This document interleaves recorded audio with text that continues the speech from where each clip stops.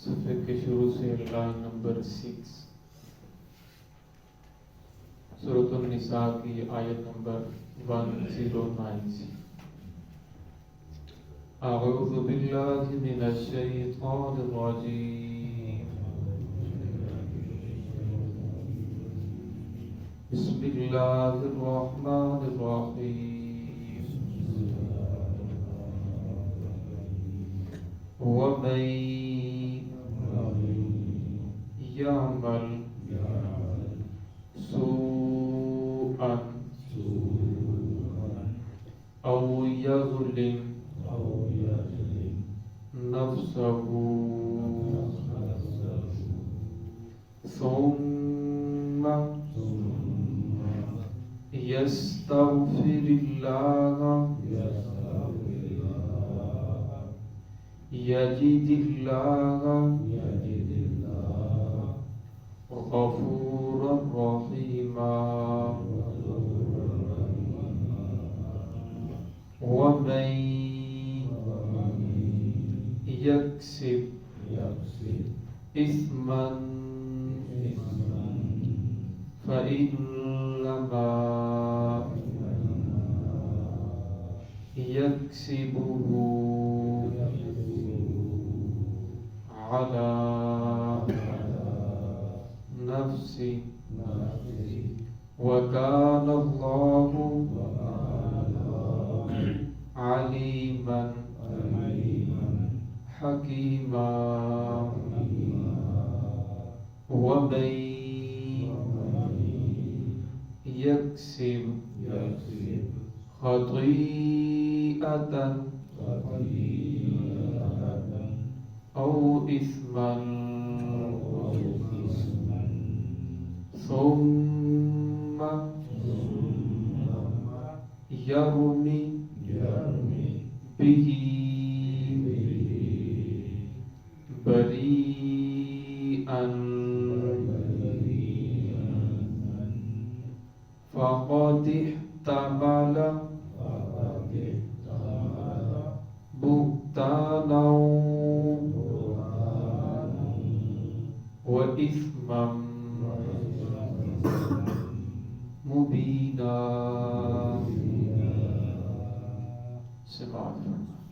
بسم اللہ الرحمن الرحیم ومن يعمل سوءا أو يظلم نفسه ثم يستغفر الله يجد الله غفورا رحيما ومن يكسب إثما فإنما يكسبه على نفسه وكان الله عليما حكيما ومن يكسب خطيئة أو إثما ثم يرمي به بريئا فقد احتمل بهتانا وإثما مبينا.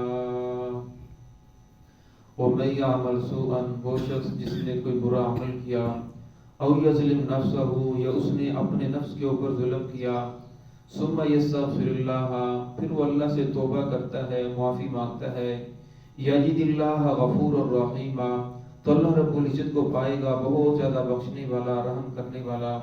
ومن یکسب اثما وہ شخص جو گناہ کمائے فإنما یکسبہ علی نفسہ بے شک اس کی کمائی اس کے اپنے ہی نفس پر پڑے گی.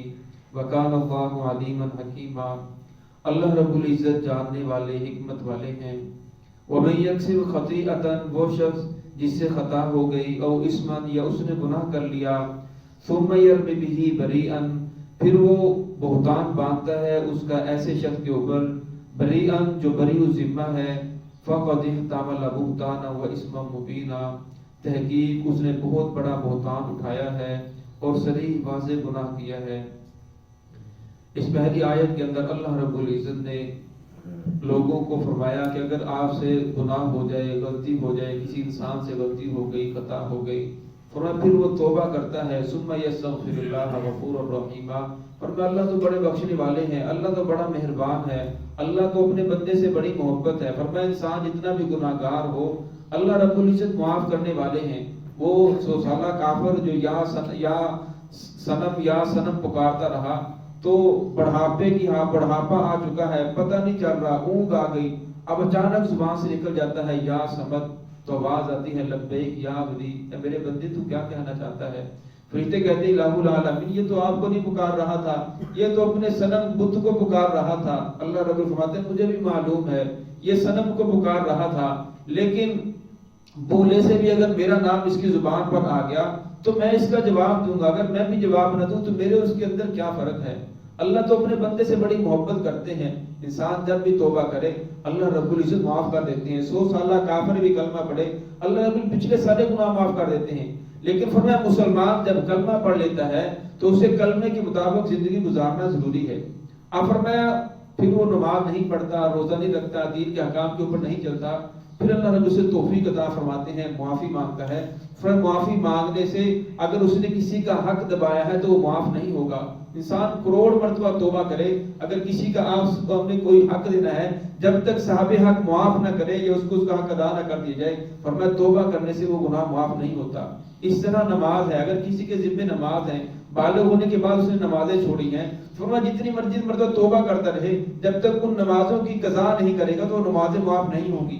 کسی کے ذمہ روزے ہیں، فرمایا روزوں کی قضا نہیں کرے گا تو روزے معاف نہیں ہوں گے۔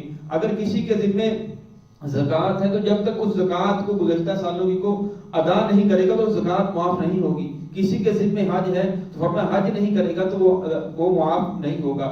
فرمایا اگر انسان سے کوئی اپنی ذات کے بارے میں گناہ ہو جاتا ہے، فرمایا پھر انسان توبہ کرتا ہے، فرمایا اللہ رب العزت بڑے بخشنے والے ہیں، اللہ تو بڑے رحمان ہیں، بڑے رحیم ہیں۔ فرمایا محمد الرسول اللہ صلی اللہ علیہ وسلم کی غلامی کو اختیار تو کر کے دیکھ، آقا صلی اللہ علیہ وسلم کے دامن میں آ تو صحیح، فرمایا پھر دیکھ خدا تجھے کیسے معاف کرتا ہے۔ خدا تو اللہ رب العزت تو اپنے بندے سے بڑی محبت کرتے ہیں۔ من یطع الرسول فقط اطاع اللہ، فرمایا جس نے رسول اللہ صلی اللہ علیہ وسلم کی اطاعت کی فقط اطاع اللہ، اصل کے اندر اس نے اللہ رب العزت کی اطاعت کی۔ قل ان کنتم تحبون اللہ، فرمایا اگر اللہ سے محبت کے دعوے دار ہو فاتبعونی، میری اتباع کرو، محمد الرسول اللہ صلی اللہ علیہ وسلم کی اتباع کرو، یحببکم اللہ، اللہ رب العزت تم سے محبت کریں گے، اللہ تو بڑے بخشنے والے ہیں، بڑے رحیم ہیں۔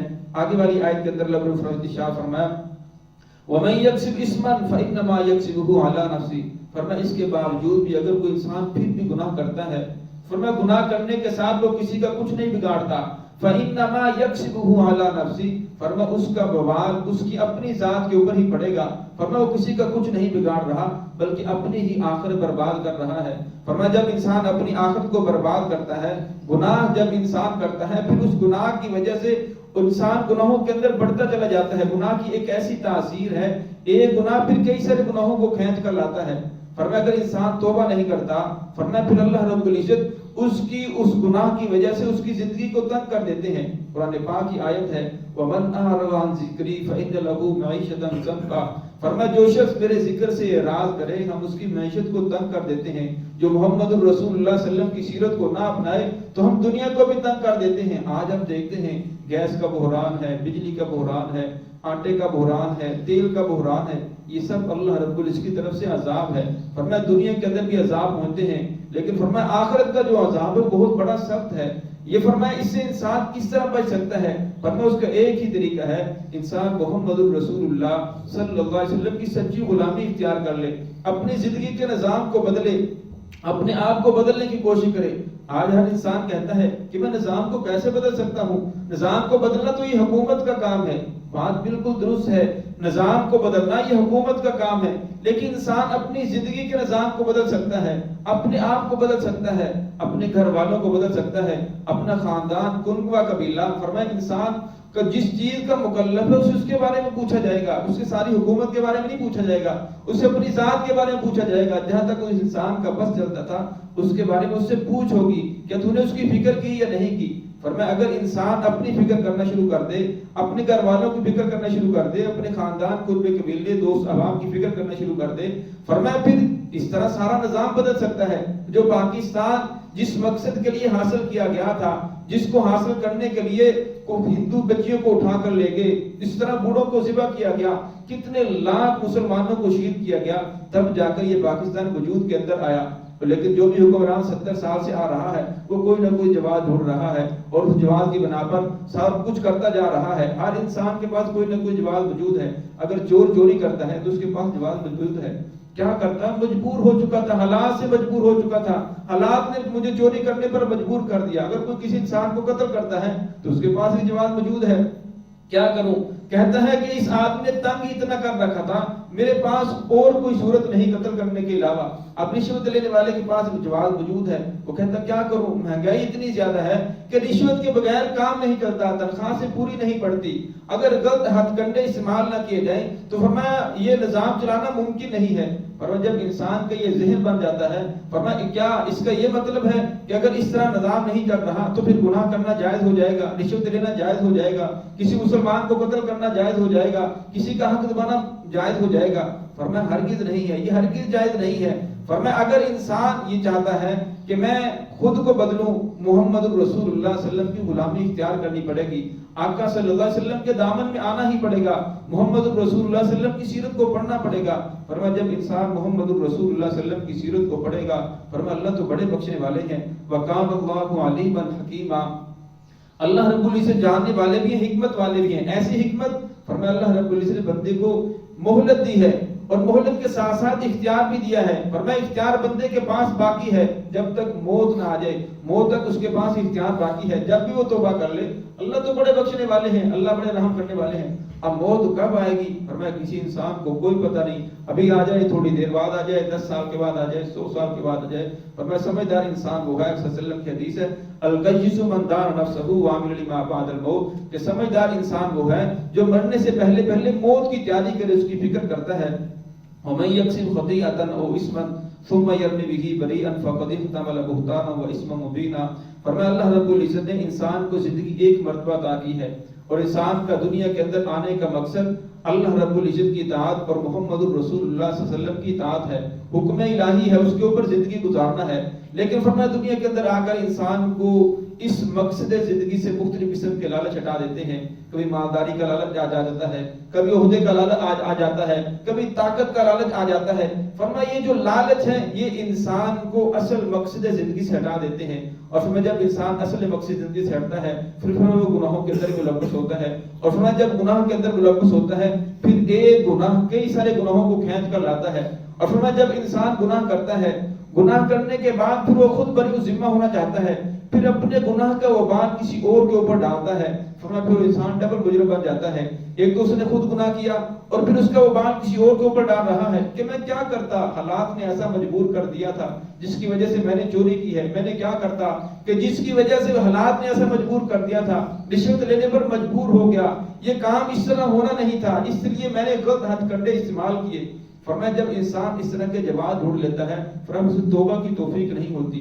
انسان کی عظمت یہ ہے کہ انسان سے گناہ ہو جائے. اب جو 5 وقت کی نماز فرض کی گئی ہے، ہم نماز پڑھتے ہیں 5 وقت کی، روزے فرض کی ہیں، کبھی رکوع ہو رہا ہے، کبھی سجدہ ہو رہا ہے، کبھی قیام کے اندر، یہ سب اس لیے کہ بندے کو معلوم ہے کہ تو بندہ ہے، تو نے بندگی کرنی ہے. رکوع کے اندر بھی اللہ کو پکارتا ہے، سجدے کے اندر بھی، قیام کے اندر بھی. تجھے پتا چلے کہ تو خدا نہیں بلکہ تو بندہ ہے. تو نے محمد رسول اللہ صلی اللہ علیہ وسلم کی اطاعت کرنی ہے اور تو نے آقا صلی اللہ علیہ وسلم کے طریقوں کے اوپر چلنا ہے. اور یہ بار بار جو نماز کے اندر دہرایا جاتا ہے تاکہ بندے کو اپنی بندگی یاد رہے کہ میں بندہ ہوں. فرمایا جب انسان اپنے آپ کو بندہ سمجھتا ہے تو بندے سے گناہ بھی ہو جاتا ہے. انسان سے گناہ ہوتا ہے، فرشتہ تو گناہ نہیں کرے گا جس کے اندر وعدہ نہیں. فرمایا انسان سے گناہ بھی ہوگا اور فرمایا گناہ ہو جانے کے بعد جب انسان توبہ کرتا ہے تو فرمایا پھر اللہ رب العزت بڑے بخشنے والے ہیں، اللہ بڑے رحم کرنے والے ہیں. آج کیا بات ہے، نمازیں بھی پڑھتے ہیں، قرآن پاک بھی پڑھ رہے ہیں، دین کے حکام کے اوپر بھی چل رہے ہیں، لیکن زندگی کا رخ سیدھا کیوں نہیں ہو رہا؟ جھوٹ کیوں نہیں چھوڑ رہا؟ اب میں سود کیوں نہیں چھوڑ رہا؟ اب میرے سے باقی برائیاں کیوں ختم نہیں ہو رہی؟ اس کی ایک وجہ ہے کہ ہمیں محمد الرسول اللہ صلی اللہ علیہ وسلم سے سچی محبت نہیں ہے. فرمایا جب انسان کسی سے محبت کرتا ہے فرمایا محب جو ہوتا ہے وہ اس کا مطیع ہو جاتا ہے، اس کا فرما بردار ہو جاتا ہے. فرمایا محبت میں دعویٰ تو کرتا ہوں لیکن فرمایا اگر میرا کردار محمد الرسول اللہ صلی اللہ علیہ وسلم کی سیرت کے خلاف ہے تو میں اپنے محبت کے دعوے کے اندر جھوٹا ہوں. فرمایا اس کا ایک ہی وجہ ہے. فرمایا جب انسان کا ایمان کمزور ہوتا ہے فرمایا پھر کمزور ایمان کی وجہ سے انسان گناہ پہ گناہ کرتا جاتا ہے لیکن اسے سمجھ نہیں آتی، توبہ کی توفیق نہیں ہوتی، فرمایا پھر انسان توبہ کرنا بھی چاہتا ہے تو سوچتا ہے کہ یہ تو اس کے یہ جواز ہے، اس کام کا یہ جواز ہے، کوئی نہ کوئی، ہر انسان جو مسجد میں بھی نہیں آ رہا اس کے بعد بھی کوئی نہ کوئی دلیل موجود ہے جس کی وجہ سے آدمی نے اپنے دل کو سہارا دے رکھا ہے کہ میرے پاس تو یہ جواز موجود ہے، اس وجہ سے میں ایسا نہیں کر رہا۔